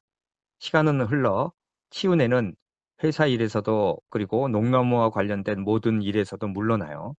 그리고 레이토에게 자신과 과거 레이토 집안과 있었던 일들을 다 말해줍니다. 치운에의 아버지는 부자 가문의 대를 사위로 들어와서 살았는데 아내가 딸 치운에를 낳고 얼마 후에 죽었어요. 그러자 치운에의 아버지는 집을 나가서 재혼을 했고 치운에는 대릴 사위로 살던 집에 치운에는 대릴 사위로 자신이 살던 집에 놓고 나왔어요. 그곳의 가업을 물려받아야 했기 때문이에요. 그리고 치운에의 아버지는 재혼한 상대와 레이토의 할머니를 낳았어요. 즉 레이토의 할머니는 치운에의 배다른 동생이었어요. 그런데 치운에에게는 그 동생을 그동안 돌보지 않았던 후회와 가책이 남아 있었어요. 그러던 차에 그 동생의 손자인 레이토가 감옥에 갈지도 모른다는 소식을 듣고 자신이 나서게 되었다는 이야기였어요. 치운에는 레이토를 거두어준 것이 그나마 자신이 동생에게 잘못한 것에 대한 조금의 사죄라고 말합니다. 이 말을 들은 레이토는 치운에에게 깊은 감사를 드려요. 그리고 두 사람은 레이토가 농나무에 염원을 하지 않았음에도 서로의 깊은 마음이 전해져 오는 것을 함께 느끼게 됩니다. 히가시노 게이고 작가의 농나무의 파수꾼 줄거리 해설과 낭독해 드렸습니다. 정말 감동적인데요. 예, 감동적으로 끝나기도 하고 네, 중간중간에 뭐라 그럴까? 궁금하게 만들어 줘요. 맞습니다. '왜 농나무에 가지? 또 이 음, 사람은 왜 또 받지를 못하지?' 이런 에피소드들이 있는데 그렇죠. 그 주인공들의 대사에도 나오고 말이죠. 이게 그렇죠. 550쪽이 넘는 아주 대작이기 때문에 맞아요. 굉장히 두꺼워요. 잠깐 이제 교수님 수고도 많이 하셨는데, 예. 그러다 보니까 이 줄거리에 또 해설이 필요하다. 이게 크게 조금 필요해요. 보면 세 예. 집 얘기죠, 세 집. 그 레이토 집 얘기하고 하고 유민의 집 얘기하고, 그렇죠. 예. 그다음에 뭐 중간에 짧게 나온 게 이제 소키네 집. 예. 소키네 예, 이야기가 그거는 뭐 말하자면 그냥 에피소드 정도로만 끝나는 거잖아요. 크게 그렇죠. 연결선은 예. 없죠. 네. 맞아요. 예. 고렇게 돼 있습니다. 근데 결국 주인공은 유미네인 거죠, 유미네. 그 이야기가 가장 많이 차지하게 되죠. 예. 네. 그래서 기쿠오의 이야기죠. 기쿠오와 도시아키, 그렇죠. 그 두 예. 형제의 이야기고요. 그 어머니의 또 헌신적인 사랑이 있고, 뭐 지금 느낀 감동을 막 얘기를 하다 보니까 막 예. 나오게 되는데, 이게 맞아요. 사실 이 부모님이 나를 위해서 하는 거라는 걸 분명히 알면서도 반기를 들 때가 있거든요. 괜히 그렇죠. 원망하게 되고, 예. 물론 교수님처럼 훌륭하신 분은 그런 적이 없으시겠지만, 맞아요. 근데 그거를 결국은 예. 나중에는 깨닫게 되잖아요. 그럼요. 네. 예. 근데 그거를 이렇게 표현을 했다는 건데, 그 피아노를 너무나 잘 치고 좋아했던, 음악을 전공했으나 자기의 길을 찾지 못했던 누굽니까? 기쿠오. 기쿠오. 예. 예. 귀가 들리지 않는데 예. 어머니를 위해서 사죄하는 마음으로 음악을 만들었잖아요. 그렇죠. 예. 베토벤입니까? 그러게요. 교수님, 요 스토리에서 예. 뭐 하나 에피소드를 빼놓은 것이 있으시다면서, 일부러? 이게 인제 중간중간에도 계속 나오는 이야기인데 아예 그 자체를 빼버렸는데 네. 뭐 아주 중요한 건 아닌데 뭐냐면은 네. 치운에가 사실은 초기 치매 할머니 예, 치운에. 예. 할머니가 네. 초기 치매에 걸린 이야기가 수시로 나와요. 이게 그리고 사실은 이 작품에 치매라고 계속 나와서 그러는데, 치매라는 말이 별로 그렇게 좋은 말이 아니어 가지고. 네. 그렇죠. 예. 예예. 아마 우리 애청자 여러분들은 다 머릿속에서 바꿔서 들으셨을 거예요. 네. 네.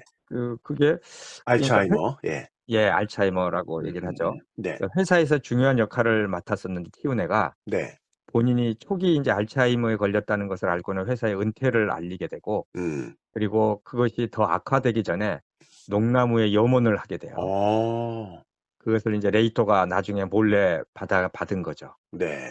그리고 레이토가 이 얘기를 해요, 치운에에게. 네. 자신이 네. 눈치를 채고 받게 되었다고. 음. 모든 것을 받게 되는 겁니다. 그 네. 기업들을 그러니까 레이토가 그동안 해 나중에 왔던. 받았어야 되는데 그걸 예. 인제 염원을 몰래 받은 거죠. 그렇죠. 예. 그러니까 이게 결국은 대박 난 사람은 레이토다. 레이토는 그 그쵸. 경찰서도 들락거리고 뭐 그런 근데 인생이었는데 근데 건달 같은 놈인데 사실은. 그죠? 맞습니다. 근데 예. 갑자기 뭐 농나무 파수꾼을 하라고 그래 가지고 예. 하다 보니까 또 그 유미를 사실 도와주면 안 되는 거잖아, 파수꾼이니까. 그렇지. 근데 예. 유미를 왜 도와줬을까 아니 생각을 해 뭐 보니까 뭐 해서는 안 되는 일도 하고 뭐. 예. 예, 여기 "유미가 싫지는 않다." 이런 내용이 나왔거든요. 아 맞아요. 그런 유미가 감정들이 예뻤던 거야. 계속 나옵니다. 그런 감정들. 네. 유미가 예뻤으니까 이거 도와줬는데 그럼 이렇게 되면 파수꾼으로서는 이제 빵점짜리 아니겠습니까? 예. 그리고 이게 상당히 흥미로운 내용들이 많이 있어요. 예. 그러니까 이게 맞습니다. 예. 이제 배경과 설정 자체가 말이 안 되는 내용이지 않습니까? 그렇죠. 상상력의 산물이에요. 아주 특이하죠. 농나무로 예. 들어가서 뭐 하는 그런 건데 이걸 예약을 받는 거더라고요. 예. 맞아요. 예, 예. 나무에 들어가는 걸 예약을 받아서 해야 되고 또 이게 방명록 같은 게 있어 가지고 그걸 또 뭐 정리를 왔다 간 사람들 했 그 뭐 했다고 그랬죠. 예 네. 컴퓨터에 해죠. 올리는. 네. 예. 고런 일도 했었고 그리고 인제 유미는 자기 아버지가 혹시 아내와 헤어지게 해 달라고 그러니까 자기 엄마죠. 그거를 뭐 빌려 가는 예 거야. '아내가 죽어 줬으면 하는 그런 내용을 비는 건 아닌가 의심스럽다.' 맞아요. 예. 뭐 충분히 의심할 수 있는 내용이죠. 네. 그렇죠. 예. 그리고 이 치운의 집안 그룹이 얼마나 대단했는지 사은회가 열린다고. 예. 고 이야기도 제가 거의 안 다뤘는데 네. 책에서는 꽤 많이 나와요. 예. 그렇군요. 그리고 무슨 뭐 호텔을 처음에 만들 때 호텔 음. 사업 뭐 이런 걸 했는데 네. 치운회가 굉장히 이렇게 고객지향적으로 만들었는데 음. 그 밑에 사장은 약간은 좀 인제 이익지향적으로 만드는 거에 대한 아. 어떤 차이 뭐 이런 얘기들도 네. 나오고 뭐 네. 중요한 얘기는 아니라서 빼버렸습니다 제가. 네. 상당히 치운의 할머니가 공이 많은 사람인데 이렇게 푸대접을 받고 있다는 느낌도 쪼끔 있었다 뭐 그런 이런 얘기가 것들. 예. 있었죠. 예. 근데 푸대접을 받고 있다고 레이토가 착각을 한 거였어요. 아, 그건 뭐냐면은 착각이군요. 회사 쪽에서 네. 초기 알츠하이머라는 거를 알았어요, 아. 치운애가. 그래서 어떻게 네네. 보면 배려를 해준 거였는데 아. 그거를 레이토는 인제 푸대접을 받았다라고 착각을 네. 했던 거였어요. 그렇군요. 중간에 보면 이거 농나무에 기념을 하러 오는 사람들이 대부분 노인들이라는 게 나오잖아요. 그렇죠. 그러니까 인생의 종착점을 의식하고 자식들에게 이것저것 전해 주고 싶은 마음이 들었다. 맞아요. 예. 그런 내용이었고요. 네. 그리고 이제 기념을 하러 오는 사람들은 저마다 깊은 사연이 있더라. 이런 그렇죠. 게 그냥 지나가는 말 같아도 예. 우리 인생을 한번 좀 돌아보게 되는 거 아니겠습니까? 사실 굉장히 와 닿는 내용이에요. 예. 특히 누구라도 네. 어떤 좀 노인이 되고 죽을 음. 때가 가까이 오면은 이런 어떤 살아온 것들에 대한 그리고 또 음. 자식들에게 남겨주고 싶은 것들 이런 것들이 있거든요. 네. 근데 교수님 뭐 아직 뭐 한 100 년은 더 사실 아 거니까. 100 50년 년 100 년 너무 긴가? 예, 50 년으로 그러면 타협을 하는 거고. 네. 그리고 이 쪼끔 이상한 건 기쿠어 말이에요. 예. 음악을 하다가 그래서 연극도 하고 근데 거기도 이렇게 기억해 둘 만한 말이 있더라고요. 예. 연극에는 조연이 있는 거잖아요. 예. 조연이 대부분이죠. 예. 주연은 뭐 한두 명뿐이니까. 그렇죠. 네. 예. 근데 그런 자리를 찾았다 뭐 이런 얘기도 있고 예. 한데 결국에는 퍼포먼스를 하는 사람이 된 거잖아요. 그렇죠. 예. 아니 근데 이때라도 '아유 제가 잘못 생각했습니다. 이제 경영 후계자가 되겠습니다.' 하고 들어가면 되잖아요. 아이 그러게 말이야. 그 좋은 걸 자리를 두고는. 예. 재벌집 막내 아들인가? 그러니까 아. 그렇게도 하면 될 것 같은데 그걸 안 하셔 가지고. 자존심이 뭐 있었나 보죠. 아이 자존심. 그놈의 자존심이 뭐가 그렇게 중요합니까? 그죠?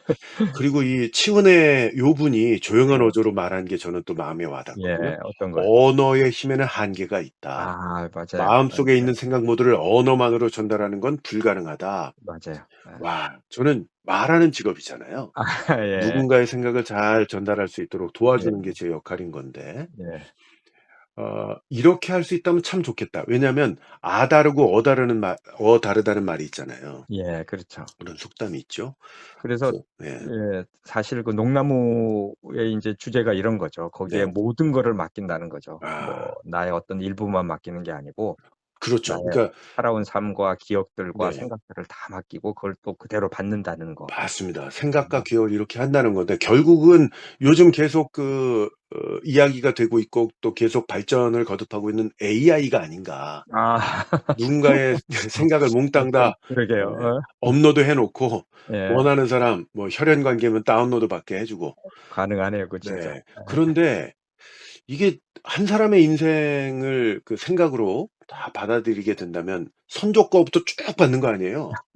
어우 뭐 뇌가 엄청 용량이 커질 것 같은 아이고 정말로. 그런 생각이 좀 들고요. 예. 그래서 이게 참 감동적인 건 역시 그 피아노 얘기예요, 피아노. 아 그거를 그렇죠. 연주를 예. 하고 백미입니다, 그게. 네. 그리고 이제 막판에 그 중간 이후죠. 그 막판에 토시아키가 예. 형의 염원을 받는 거 예 있잖아요. 예예. 기념. 예. 맞아요. 형의 예. 생각을 받는 것도 아주 잘 처리가 돼 있고 예. 또 거기서 이제 나오는 선율을 듣고 음악으로 만든다. 그렇지. 이런 거. 그걸 또 알츠하이머에 걸린 어머니가 반응을 보였다. 예 예. 예. 참 감동적인 그런 그러니까 내용이 아닐 수가 이게 없습니다. 좀 서로 아주 좀 말이 안 되는 이야기들, 에피소드들을 아주 잘 뭐라 그럴까, 한 네. 이야기로 꿰는 아주 재주가 이 작가가 참 대단한 것 같아요. 네. 그러니까 나미야 잡화점이 아주 대박이 나지 않았습니까? 10년 그렇죠. 넘게 예. 베스트셀러가 되었고 우리 채널에도 지금 올라가 있는데 그렇죠. 댓글들이 기가 막힙니다. 아유 깜짝 놀랐어요. 그만큼 감동들을 많이 받으셨다는 얘기인데 네. 어떻게 보면 나미야 잡화점의 기적 네. 이거의 계보를 잇는 그 감동작이 아닌가 싶거든요, 이 작품.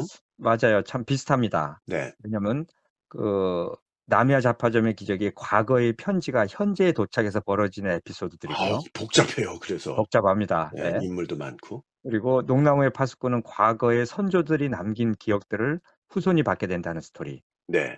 그래서 둘 다 과거와 현재 이야기가 교차하면서 아주 큰 음. 재미와 감동을 주는 소설이죠. 맞습니다. 나미야 잡화점의 기적을 잇는 농나무의 파수꾼입니다. 네. 교수님, 이 작품 교수님은 속마음은 어떻게 판단하셨는지 좀 궁금해요. 참으로 확도 좀 끼얹을 수 있는 발언이긴 이거 한데. 뭐 교수님 개인의 생각이니까. 네. 벌써 스포를 하시면 어떡해요. 찬물을 끼얹습니까? 네. 이간 스토리나 구조 같은 것들이 네. 재미는 있어요. 농나무의 파수꾼도 정말 무척 재밌네요. 숨을 멈추고 막 읽을 정도로 아주 재밌게 보는데 그 감동이 나미야 잡화점의 기적에는 이제 한참 못 미친다는 생각을 해요. 저는 약간 무척 감동을 받았는데. 저도 이제 받긴 했는데 네. 뭐 이제 비교를 한다면은 나미야 만약에 잡화점만큼은 아니다. 아니다 했어요. 그러니까 뭐 좀 어설픈 게 있는데 어떤 게 있냐면 네. 뭐 남의 물건을 훔쳐서 감옥에 가게 된 친구가 먼 친척의 구원을 받은 후에 아주 180도 바뀌어서 네. 멋진 남성이 되거든요. 네. 이런 설정도 조금 뭐 가능은 하겠지만 네. 조금 억지스러운 게 있고. 그래서 아까 말씀드렸잖아요. 레이토가 대박난 사람이다. 세계의 그러니까 행운아다. 역시 운칠기삼이다. 뭐 이런. 이거 참 지식의 또 최고봉에 계신 또 우리 교수님께서 그런 얘기. 운칠기삼이라는 표현을 하시니까 상당히 새롭게 느껴지네요. 네. 그리고요. 그리고 뭐 이 치운의 회사와 관련되는 스토리가 네. 뭐 약간 좀 이제 억지 짜맞춘 그런 이야기들이 좀 많이 나와요. 원래 소설은 다 짜맞춘 거예요. 좀 짜맞춘 거이긴 하지. 네. 그리고 뭐 화과자 회사 그 네. 후계자 소키 얘기도 소키 얘기. 약간 좀 그게 뭐 가능한가, 좀 소설 같다 뭐 이런 게 뭐 좀. 소설 같다고요? 이거 소설이라니까요. 그렇죠. 소설이지. 네. 그래서 하여간 나미야 잡화점의 기적에 비해서는 이제 많이 부족하다라고 생각을 했고요. 이 나미야 잡화점의 기적은 아주 그 타임슬립 장치를 사용해서 수십 년을 넘나들면서 여러 등장인물들이 과거, 현재, 미래가 촘촘히 엮여 있거든요. 그래서 낭독하기가 얼마나 힘들었게요. 그거 만들기도 힘들었고 하여간에 그러니까요. 또 카타르시스를 느낄 정도로 감동적이었는데, 네. 요 농나무의 파수꾼은 여러 등장인물들의 감동적인 이야기가 나오긴 하는데 네. 각각의 이야기가 약간 상관도 없을 정도로 독립적이에요. 맞아요. 예. 그래서 그렇게 감동적이지는 않다라는 이제 생각을 했었습니다. 그러니까 에피소드들이 나중에 이렇게 딱 꽤 맞춰질 때 그 쾌감이 있잖아요. 예. 그런 것은 조금 조금 부족하다라는 부족했다. 얘기고요. 네. 저는 개인적으로는 참 감동적이었고 예. 교수님이 이걸 또 10년 후에 읽으시면 나미야 잡화점의 기적에서 그랬듯이 또 다르게 느껴질 것이다. 맞아요. 나미야 네. 잡화점의 기적이 딱 그랬죠. 그 처음엔 댓글을 별로라고. 명의라는 분이 예. 고렇게 남겨 주셨잖아요. 어 나미와 예. 자파점의 예. 기적. 예. 교수님이 이걸 다른 느낌을 받은 것은 그만큼 또 세월이 흘러갔기 때문이다. 그랬을 수 예. 있습니다. 예. 예, 그 맞아요. 댓글 지금도 확인하실 수 있습니다. 읽었어요. 네. 예예예. 맞아요. 예. 이건 애청자분들께 드리는 말씀이니까 아 예. 중간에 껴들지 마시고요. 네. 나미야 잡화점의 기적 이미 올라가 있습니다. 들어보시고요. 그리고 농나무의 파수꾼 이거는 워낙 장대한 내용이기 때문에 저희가 이제 줄거리만 소개를 해드렸을 뿐이죠. 그러니까 예. 좀 구매를 하셔서 직접 읽어보시면 또 맞아요. 다른 예. 예. 느낌으로 맞습니다. 만나보실 수 있다는 예. 겁니다. 이 히가시노 게이고가 사실 뭐 추리소설 작가로 많이 알려져 있지만 사실은 전혀 다른 장르의 작품도 적지 않아요. 그래서 저희가 인제 좋아하는 이 작가를 특별히 좋아하는 이유가 그거가 하나 있는데요. 네. 이 이제 농담의 파수꾼도 좀 그런 거잖아요. 추리 뭐 이런 거랑은 좀 상관이 없잖아요. 네네. 그래서 요런 작품들이 꽤 있어요. 예. 나미야 잡화점의 기적도 그렇고 네. 그리고 뭐 비밀 비밀도 이미 저희가 아 올려놨죠. 저희 이것 채널에 찾아보시고요. 이것도 정말 엄마와 딸의 영혼이 뭐 뒤바뀌면서 벌어지는 다양한 네. 에피소드가 있잖아요. 이건 감동적으로 아주 받으셨네요, 비밀. 감동적입니다. 아주 그러니까 이 제가 막 말 네. 예. 어린 반프라츠도 없는 현실 가능성이 전혀 없는 얘기인데 이런 건 또 감동을 받으셨고. 판타지지 뭐 판타지. 네 네. 농담의 파수꾼에도 나오는데 예. 그런 어떤 판타지 같은 내용이 나오지만 네. 그리고 도키오라는 이게 인제 아들 도키오라는 이름으로 다시 나왔는데 네. 그 죽은 아들이 아버지의 젊었을 때로 돌아가서 벌어지는 아 에피소드.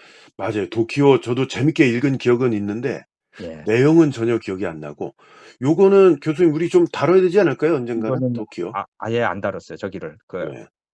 뭐야 아예 스포일러 다룰 줄 때문에 안 알았습니다. 다뤘어요. 그래서 꼭 아 다뤄야 돼요. 곧 다뤄야 네. 되는 작품입니다. 도키오 예. 기대하셔도 좋겠습니다. 그리고 또 뭐 형과 동생의 감동적인 어떤 사연을 그린 편지라는 책도 아 있고요. 이거는 판타지가 아닙니다. 아니죠. 예. 네. 이거 아주 정말 이것도 너무 제가 베스트로 꼽는 책이고 편지. 예. 또 뇌사 상태에 빠진 딸에 대한 사랑을 그린 작품이 있어요. 인어가 잠든 집. 어 뭐 영화로도 만들어졌는데 그렇죠. 아주 뭐 감동 코드의 소설들 이런 소설들이 있고요. 음. 뭐 또 유성의 인연이나 붉은 손가락, 신참자 등도 추리 형식을 빌려서 쓴 아주 감동적인 가족 이야기들이 있어요. 아 교수님 저희가 저희 이제 유튜브 채널에서는 다루지 않았던 작품들이네요, 이게 다. 그런 작품들이 그러니까 많이 있죠. 할 예. 거리가 많네. 많습니다. 예. 앞으로 몇 년은 더 할 수 있겠네요. 맞아요.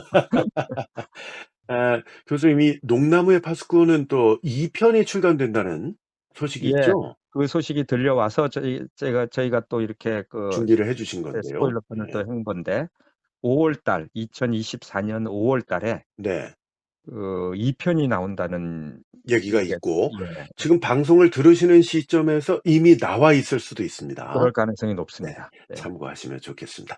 자, 저희 채널 많이 사랑해 주셔서 감사드리고요. 아직도 그 구독 신청 안 하신 분들은 구독 좀 해 주시면 네. 감사하겠고 그 댓글이 상당히 좋아요. 네. 댓글 엄청난 거 네. 그래서 정말 뭐 진입 장벽이 높다고 생각하지 마시고 그냥 예. 뭐 단순하게 지금 네. 다 커밍 아웃들을 하세요. 뭐 어디서 네. 듣고 있다 뭐 이렇게 지금 뭐 최근에 호주 뭐 미국 뭐 제주 또 유럽 쪽에서도 듣고 계신 분들이 이렇게 예. 나와 계신데 아 놀랍습니다. 구체적인 주소를 요구하는 건 아니니까 예. 큰 도시 이름이라도 혹은 나라 이름이라도 밝혀 주시고 들어 주시면 대단히 감사하겠고요. 예. 그리고 이제 재밌게 들으셨으면 이거 공유를 좀 해 주시면 좋겠어요.